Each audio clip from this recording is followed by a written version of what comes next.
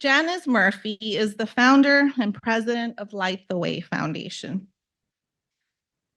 And she founded this foundation because as a child, she was unable to participate in activities due to limited resources. Her mission is to ensure all youth are afforded the opportunity to participate in enrichment activities as they are critical to development.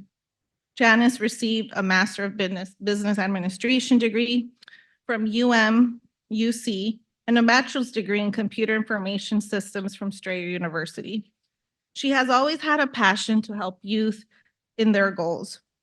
Light the Way Foundation has enabled her to watch community youth develop into confident and educated young men and women. She believes our future leaders and works to ensure they have the support and resources they need to be successful. Without further ado, Janice Murphy. Oh, thank you all. As Marilyn mentioned, my name is Janice Murphy. We bought like a small slideshow just so you can kind of see some activities.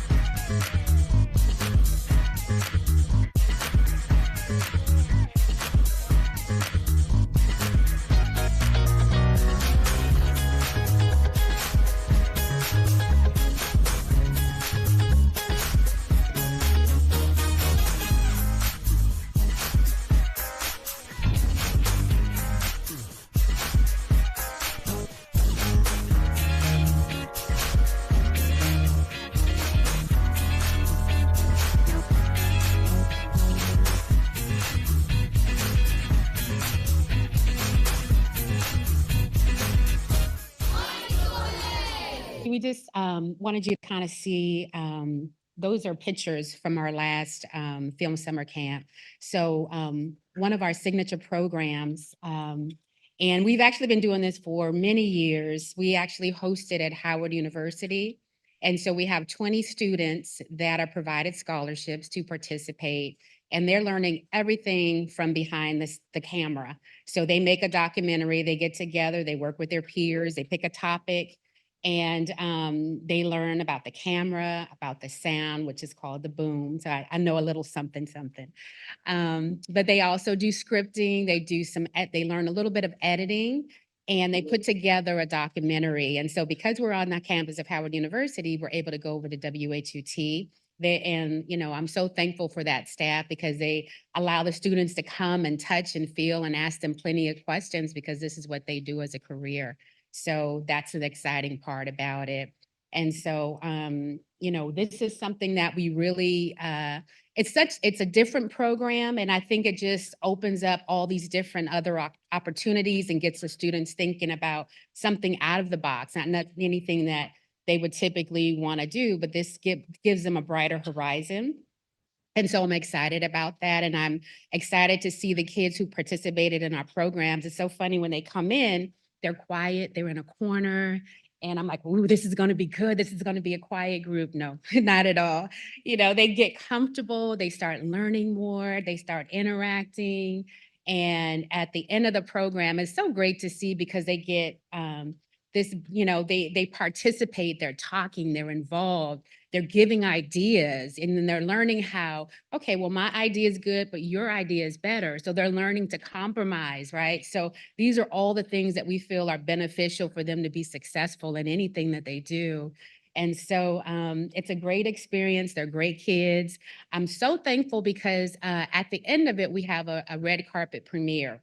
And not only have you all provided grants for us to be able to put on this program, but you come to our red carpet and you support our youth and you shake their hands and you talk to them and you make them feel special and you tell them what a great job they're doing. So I'm really pleased today, you know, to come here to thank you so much because it does take a village. It takes all of us to pour into these kids and make sure that they're going to be able to take care of us. They're going to be our future leaders. So whatever we pour into them now, they'll give back to us later.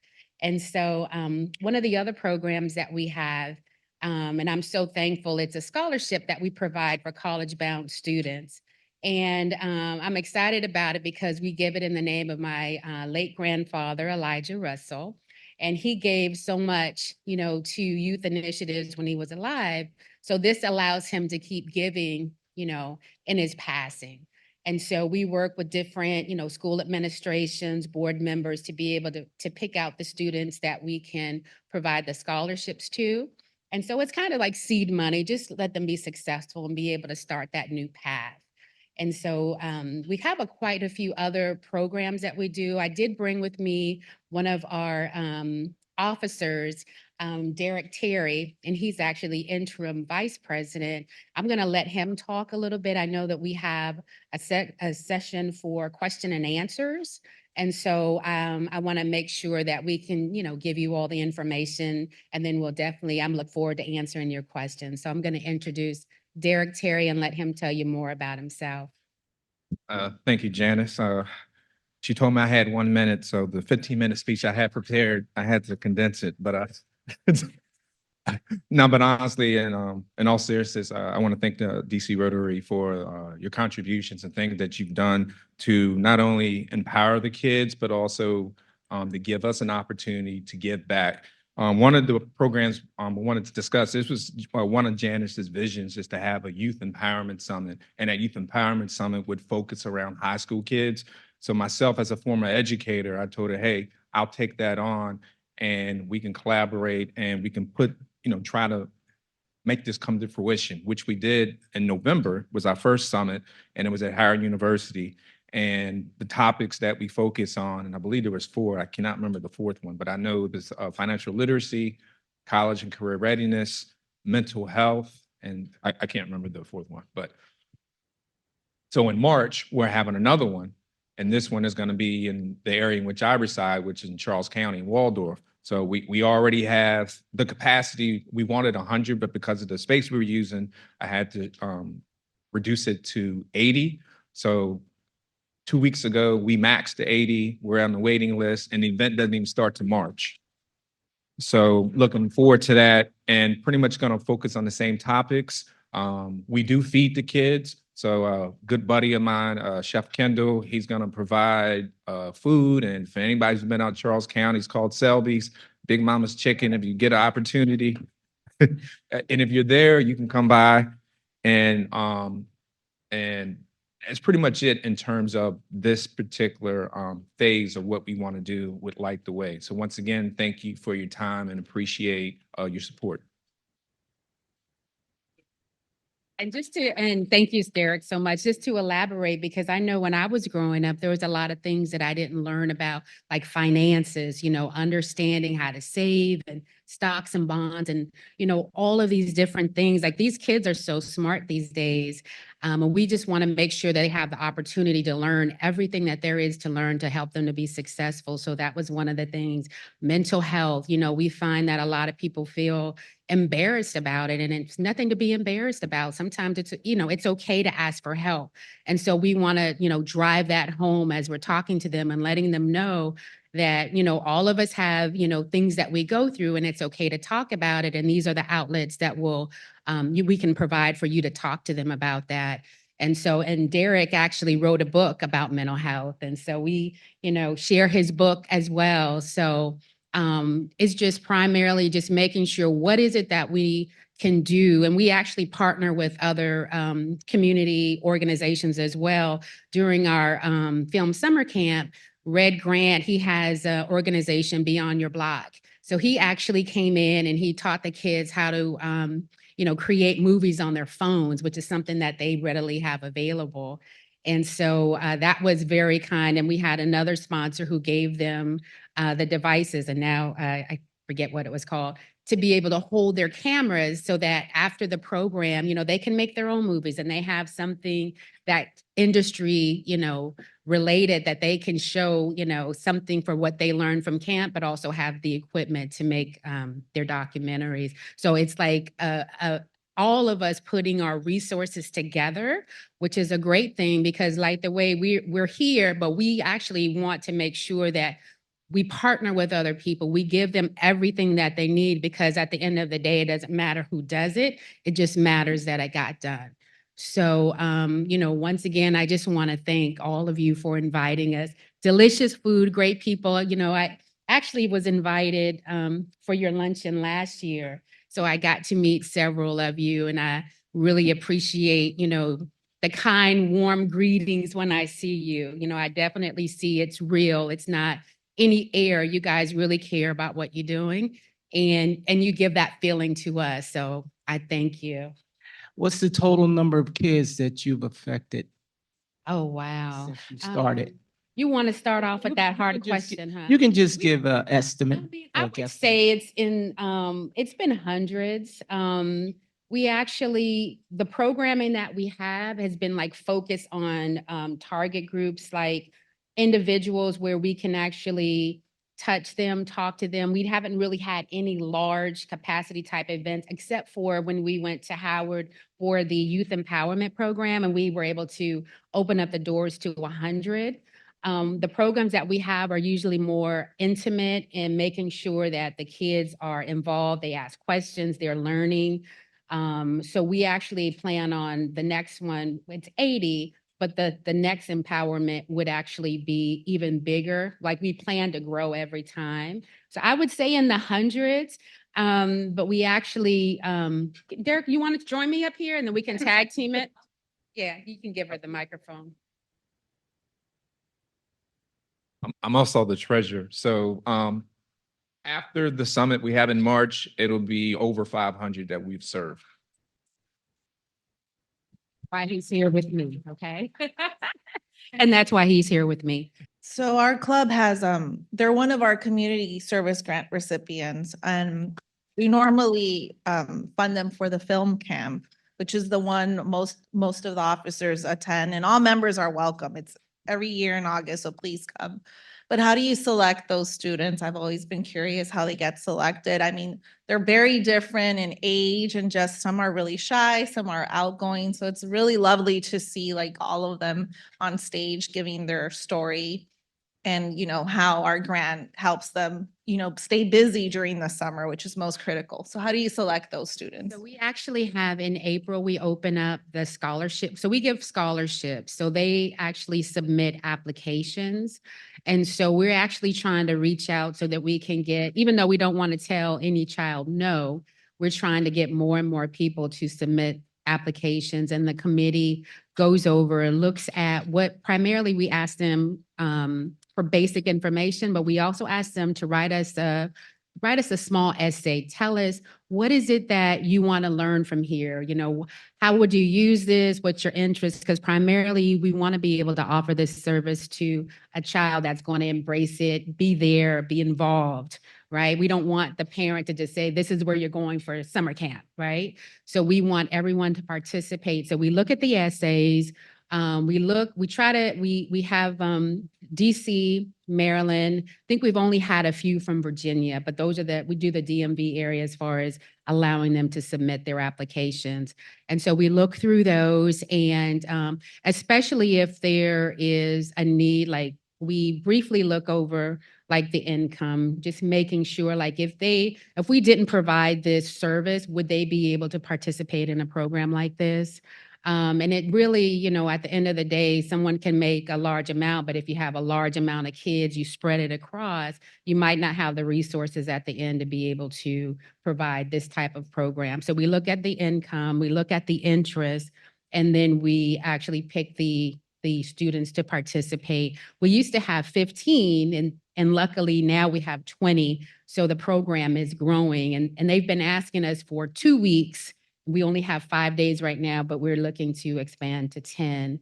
But Maryland, that's pretty much how we do it. We do it through application process, and we look for their interest. And I also wanted to add that we do look at students in terms, because like I said before, I'm a former educator, special education, and we do take students who have learning disabilities or physical disabilities, but keep in mind, we only can accommodate to a degree. So that's where I come in, and I may have that conversation with the parent to see if this is going to be a camp where it's going to be doable for them. So we do take students with disabilities. Hi, how long have you been in operation? How many years? So it's been about 15 years, but it started on a very low one panel, Janice Murphy. And basically, my students, would take different type of like ballet, tap, and things like that. So I would actually, help pay for the other kids to be able to stay in that. So it started off really slow, and then I was blessed to be able to get officers and a board and DC Rotary and other people to kind of feed in and have the same mission as myself. So we're growing. You're doing amazing work. I was just wondering, for the years that you've been in operation, is there any way to track whether or not, you have an inspiring, theater major or film major? How are you able to track the impact of your organization? And that's a great question, because that's one of the things that's our mission. We want to make sure that we're filling them up and allowing them to have the confidence to pursue their careers. So we keep in touch with the parents. They invite us out. We have, from the last film summer camp, we have some aspiring actors, and they've been doing plays and they've been doing podcasts. And so the parents do invite us to participate. So we're keeping in touch with them, and then when we have certain things, we reach out to them to, to ask them as well, what is it that they're doing? Thank you both for your great presentation and all the great work that you're doing with our kids. I'm just curious, you mentioned parents a couple of times, and you obviously are interacting with parents. Are you doing any kind of specific programs with the parents, and do you aspire to do more with the parents? If so, in what kind of areas? That's part of the Youth Empowerment Symposium. So we give parents the option to attend the one we started in November, and it really depends on the space. And we had a lot of space, so we could accommodate a lot of parents who wanted to be part of that. Because what happens sometimes when kids go to symposiums or workshops, and then you go home and say, "What'd you learn today?" Nothing. And so now the parent is there. They can no, you learned something, and they can have the opportunity to talk about it. As far as the summer film camp, unfortunately, it's not a lot for them to interact in during that time, because we're really focused on the kids. But during the red carpet event, we have that opportunity to engage with the parents, because the parents ask those questions to the kids about the film and about what their experience. So we do give the parents an opportunity to really stay engaged, and we appreciate it. One question and one comment to make, or offering of my services. So if you ever want someone to come in and teach fitness or boxing, I would be happy to come and give my services on any given week. The second piece, is, do you have any, has what you do influenced any social media moguls? Because we know that a lot of the film and the development in that way does create revenue for young people, and you've been doing it for 15 years. I'm pretty sure you have some influencers out there. And so for the film, it's been about 7 years for the film initiative that we have. But this year, actually, that's a great question. And thank you so much for your offer. You know, we're going to take you up on it. So thank you for that. We actually have met some producers this year, though. We've been, we've really been focused on the program and how to improve it and how to expand the reach. And I think now we're realizing we need to start focusing, like you said, on the media and allowing them to understand what we do so that we can get the message out, so that we can get the funding, so that we can grow even more. So that's been our effort last year, 2023, to reach out and talk to people who are producing things. And we have someone who's very interested, and I met with him a couple of weeks ago, and we're talking about things that we're going to do to further the program. So yeah, we're realizing the strength of that, and so we are taking those avenues to do more. Thank you for all you do. I'm also an educator, and one of the things I like to do with especially young students is introduce them to the world. What do you do to bring the world in, the broader perspective of beyond my neighborhood, beyond my city, beyond my country? Do you do that? So that's something, that's something, I mean, that's a great question.